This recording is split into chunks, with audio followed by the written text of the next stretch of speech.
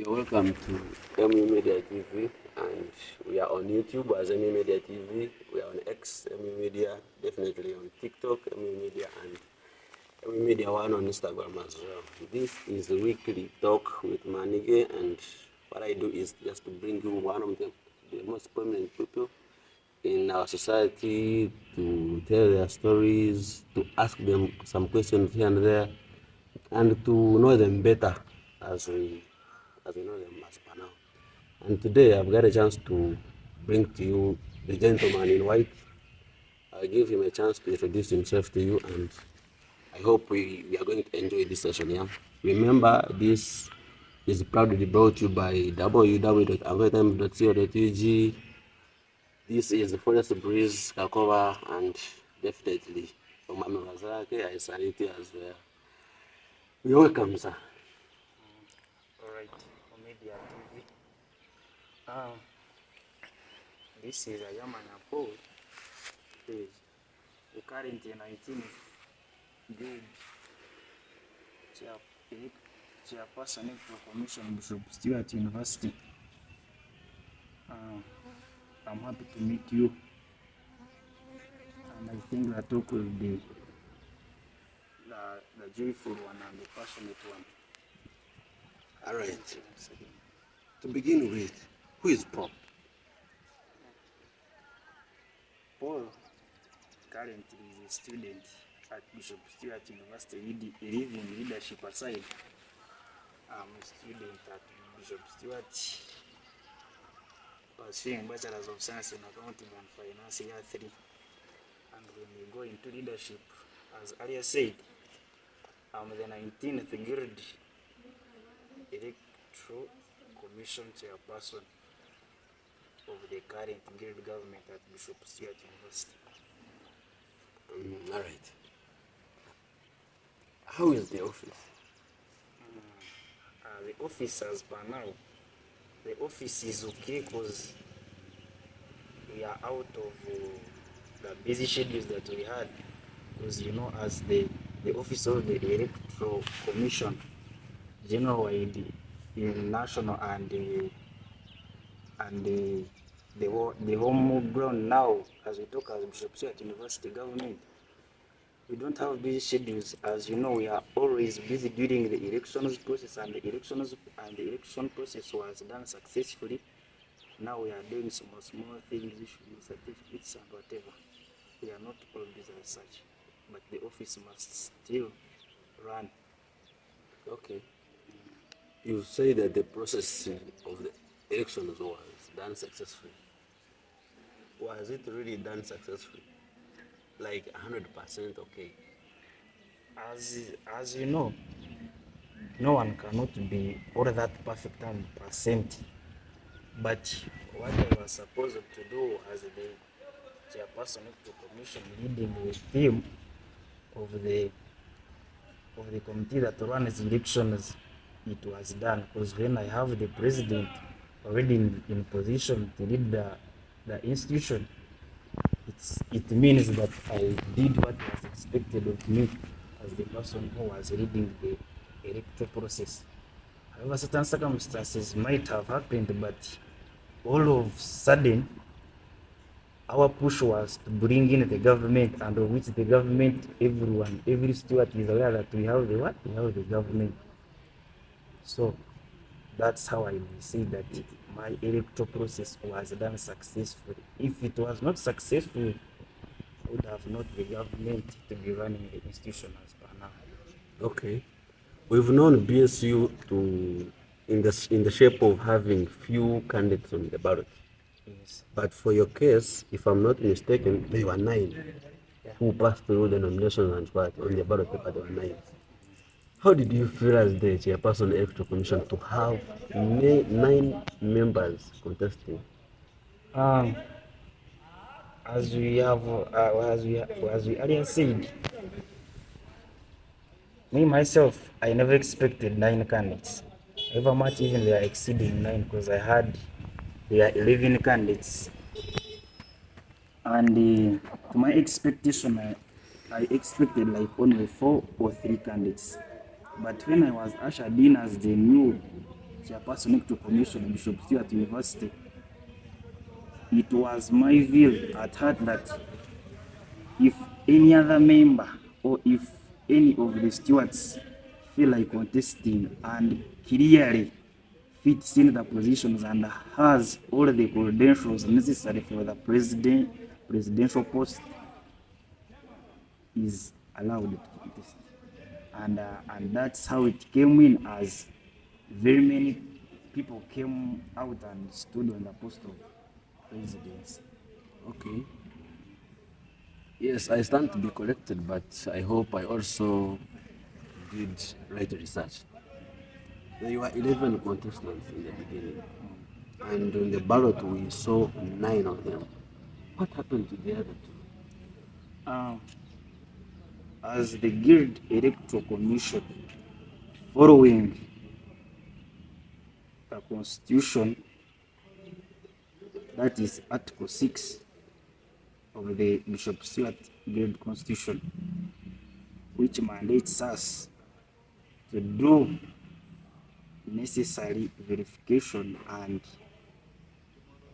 and do a serious verification and research to have a clean candidate who is going to lead a big institution like Bishop Stewart University. And those 11 candidates, they were 11, and 2 of them did not pass through the nominations. Actually, 1 of them never cleared. Why? Some of them never brought the exact qualifications and the requirements that were needed for a candidate to come in and contest. Because as an institution, before you receive a candidate to contest, there are some things you must put into consideration. Bishop Stewart University is an institution that governs us, that directs us to be having a Protestant. And one of the candidates came in when his documents were contrary with what he was, meaning that the worth of him was not actually making us to stand in and second him to put him on board as the stewards elect him to be their president.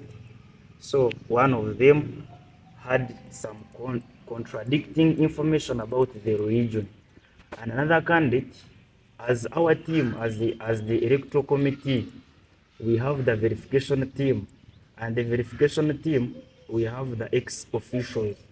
The ex-officials were given that task directed from the head of the committee, or the commission, and that was me. The verification was done to every candidate on the grassroots according to how they applied before they were signed for to submit their forms to the chairperson electoral commission, who is me, and according to the criteria of the clearance, I'm the last person, meaning that all the process of the verification must be done before they submit to me. And me, my office waited for the successful candidates who passed through the offices that were required of them to pass through. And to me, I received the 9 candidates. As a matter of substance, I had to consult, because the people who picked the forms were 11, and it was my duty to ask and stand in and look for the possible reasons To know why. some of the candidates were not appearing on my clearance list, and that one, I've already told you that one was having contradicting qualifications from the region. And another one, the verification team went to the grassroots of every candidate, but one of the candidates was found having also contradicting information between the clearance from the LC1 chairperson, because as the leader, we must be in a position that in case of anything, let's say that the current president does something that is kind of affecting even where he comes from, the LC1 should be aware that the person whom he gave the university, the person who was allowed from the grassroots where he comes from did this, and it affects the what? The home area that he is coming from. So, after running on the contradicting information that was got from the LC1 chairperson in relation to the signatories, the letters, the candidate was ruled out from the what? From the rest. That's why we delivered, and we cleared only 9 candidates. Now, this brings me to the question that every candidate deposits 500,000.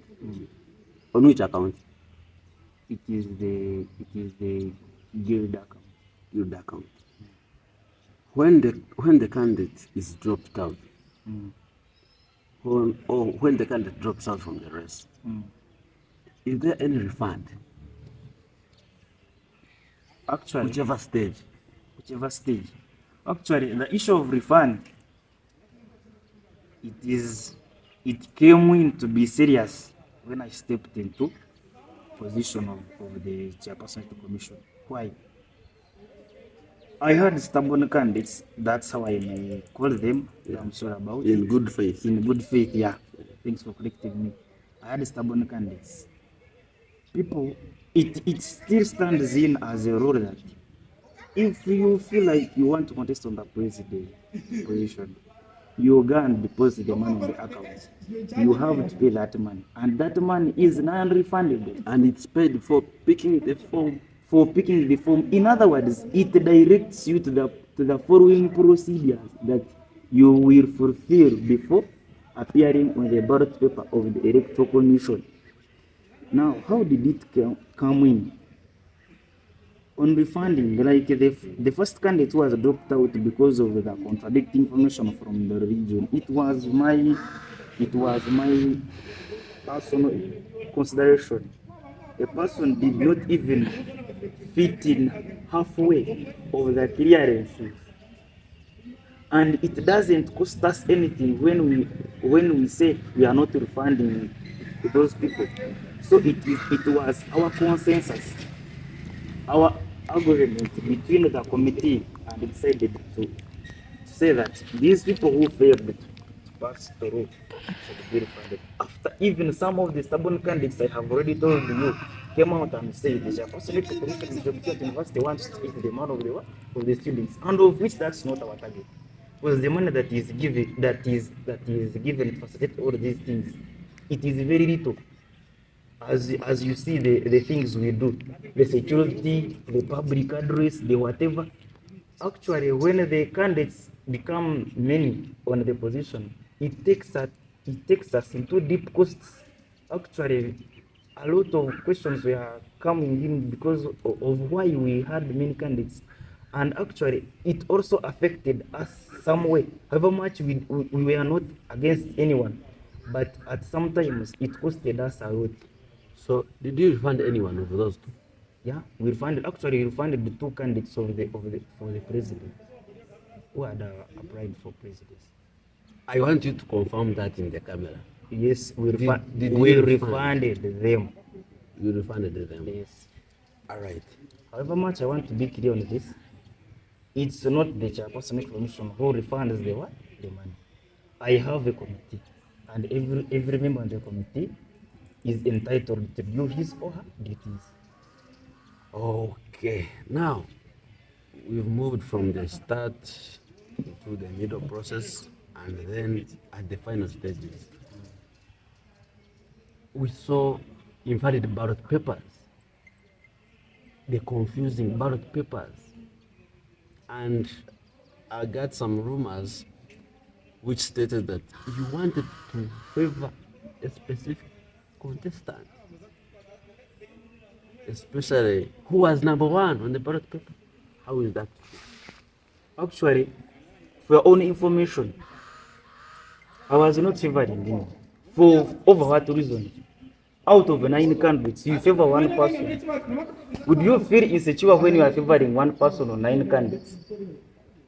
I want to prove you, whoever is watching this, if there is any other post that is heavy at Bishop Stewart University, and the most insecure post it is the Guild Electoral Commission leader. So when they talk of favoring anyone, actually I feel it very small to me, because it was out of no any interest I had about favoring anyone. Even for your own information, I had traveled from where I was printing my ballot papers from when I had left the order of the ballot papers. But coming on my way from there, I had changed the order of the names on the ballot papers. Right. Why did I do that? It is my own wish and my own benefit and my own safety to safeguard everything that I should be doing as the chairperson of the commission for the cleanliness and for the good impact, for the good healthy of the elections. I'm bringing health because I like things that are very clean.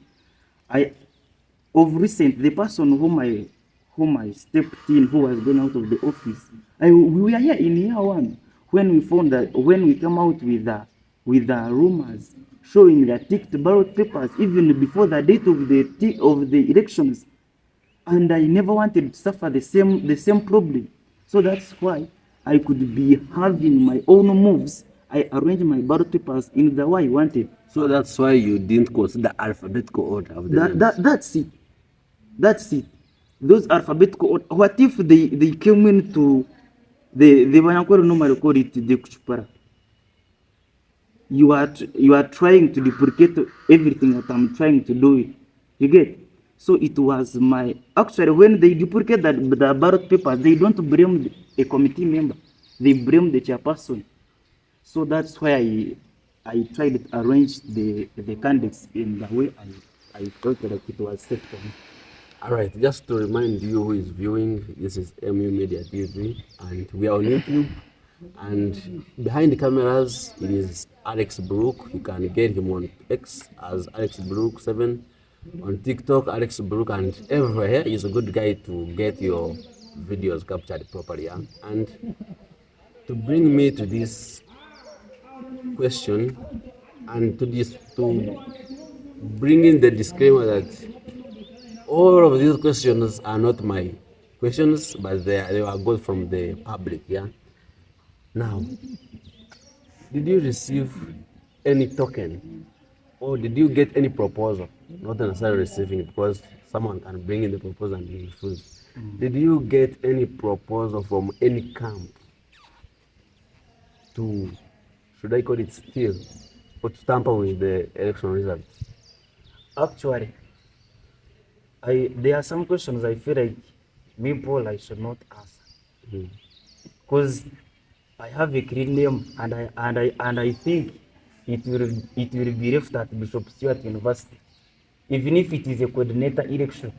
I cannot receive your 1K or your 1 million. Did you get any proposal? For what? I didn't receive anything.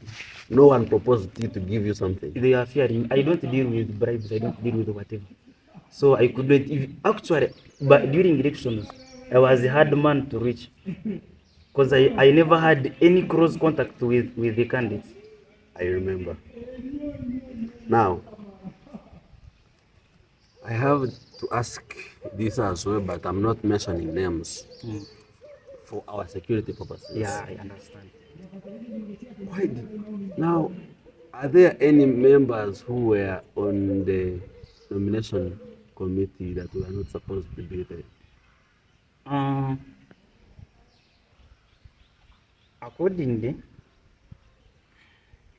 this one for the nominations, the team that was on the nomination, it was the team that I was working with. However much some questions came in for the vice president who was there and who should step in the absence of what of the president, but it was a kind of collision where one of the candidates stepped in when the president had just entered. Actually, for the moments before, the president was not there, and he had delegated the vice president appear on the panel, on the panel I had for the nominations. So by the time the candidate came in, he found the two ex officials So I think even when that's where some questions came in, that some people were not supposed to be on the panel. All right. Some messages here and there, but now this is this might be the last one or the second to last. Were you receiving any orders from above? Because we've seen in Uganda, electoral commission is not that strong to handle itself. It receives orders from the above. Were you working on any orders from above? Actually, I think the things of institution are not far like those of the country. Why would I have to be directed? That one was out sure. I did my stuff from the ideal knowledge I had about the guild elections at Bishop Siat University. Because I never came in as the chairperson electoral commission at Bishop Siat University because I just wanted to be. But I started getting some knowledge about how elections are run on at this institution of ours when I was in year one first semester. I remember in year one there was one candidate. I reported like today, but I had to convince like 10 people to vote for the same candidate, and that person won the election. So meaning that I had that impact of how are the elections of Bishop Stewart University ran. So I had everything that it took for me to run the election of the 2023-2024 ran successfully, and that's how you saw my election ended without any chaos, without any wag on any student. All right. I just want you to bring out your message to anyone who is doing now, whether a student or not. Yes. As in a concluding message. Yeah. Actually, I just thank God who made me run these elections of 2023-2024 elections for both GRCs and the guild president successful. And I wish the very best the current government that is running till next year a good move. And I wish they should leave a legacy that actually the coming governments will learn from us. I thank you. Thank you. I'm just humbled to have you today. I'm the most humble, sir. Okay. I'm Manike, and this is mediaTv, Media on X, Media on Instagram, Media on TikTok. He is Alex Brook behind the camera, and we are just proudly sponsored by Angole Times. It is a news website. Just visit it and get to know more about current affairs. Yeah, and this is Forest Breeze here in Kakoba, a conducive environment to chill from, and definitely Bazilak Robert businesses. He deals with second-hand properties. He can give you the best of it all. Yeah, I just want to sign out and wish you a very blessed weekend. See you next week. Yeah.